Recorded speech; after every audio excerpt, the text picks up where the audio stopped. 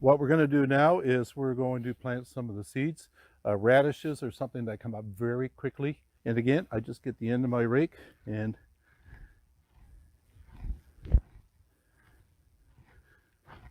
just kind of make a little trench. And we open it up, and I always put a crease in the middle of the package like that. There's our seeds. And then basically I just tap it, and you can see them falling into the trench. You can notice I did not put a lot of seeds in there. Not every one will germinate in all likelihood. And I'm only going halfway because I don't need 400 radishes in a 3-week period. So I'm going to save the rest of my radishes. Just going to take them back in the house and go store them in a cool, dry place. And I'll be able to do 1 to 2 more sowings. And then the other thing I'm going to do in the same row is Swiss chard.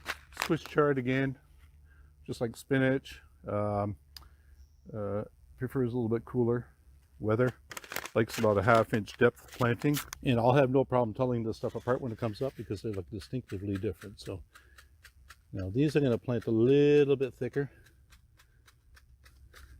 because the likelihood is I won't do another Swiss chard.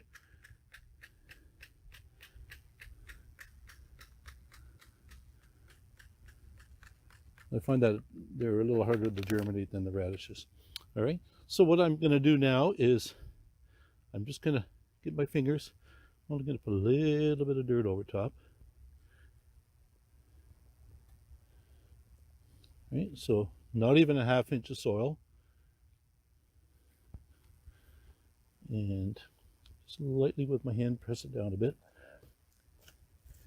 And the radish is the same thing. Just use my fingers. Now, if somebody's doing this in the ground as opposed to in a raised garden, then you're just going to use a garden rake and just lightly rake it down. Then often what we'll do is we'll make a little spot. If we're done the package, I'll just bury the package. Nothing better than fresh snow peas out of the garden. And again, you like to harvest them when the weather is still cool.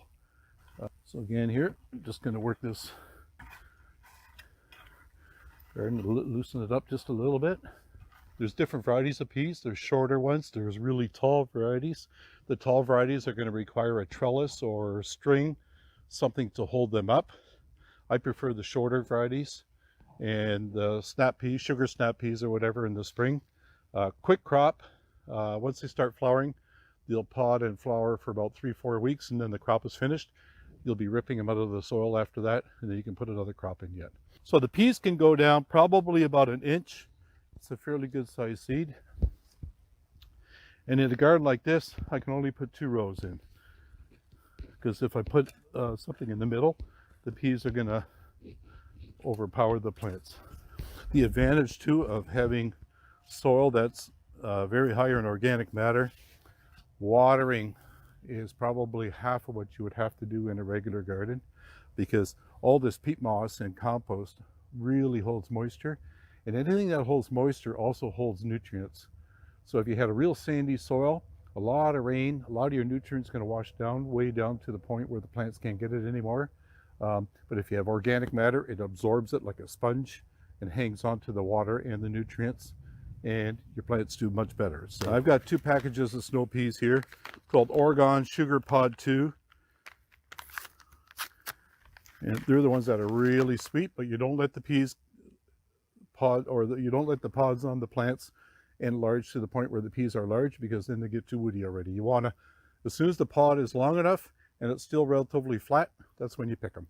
And I'm going to plant these about 2 inches apart.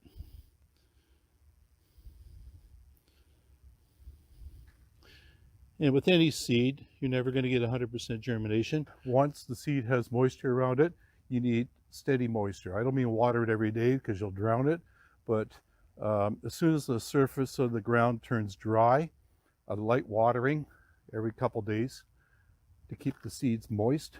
Then the seeds will sense that there's moisture around the plant all the time, and then they'll germinate very quickly. If it gets a little bit dry in between, the seed shuts down again, and sometimes it'll resprout again if the moisture content is good. If not, it goes dormant again. I'll get a garden hose and a little spray nozzle, and I'll just slowly go over the row once, them back once. That's sufficient, again, to keep the moisture down. It's nice and moist down here right now. The seeds would probably half sprout just with the moisture that's in the ground. If I got 1 or 2 rains this week, I wouldn't even have to bother. So what I'll do is, once my plants are about this big, just before they start to run, I put a tomato cage in the ground, and I put them almost beside each other, touching, and the peas will all wind themselves through the tomato cage, and then when it's done, I pull the whole cage out, shake all this stuff off, and I'll use it for something else. That way, if you put stakes in, you put string in, if you get a big windy day or something like that, sometimes it all blows over. So a good heavy-duty tomato cage, get to use it for 5-10 years. This one I put a little bit more soil on than I would have on a real fine seed,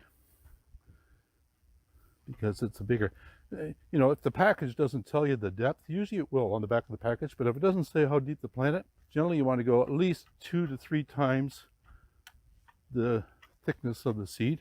And a carrot, if you let them dry out a little bit on top, they're done for, because there's not enough nutrient in that seed in order for it to half sprout, shut down, and then go again. So once it sprouts a little bit, you want to keep it going.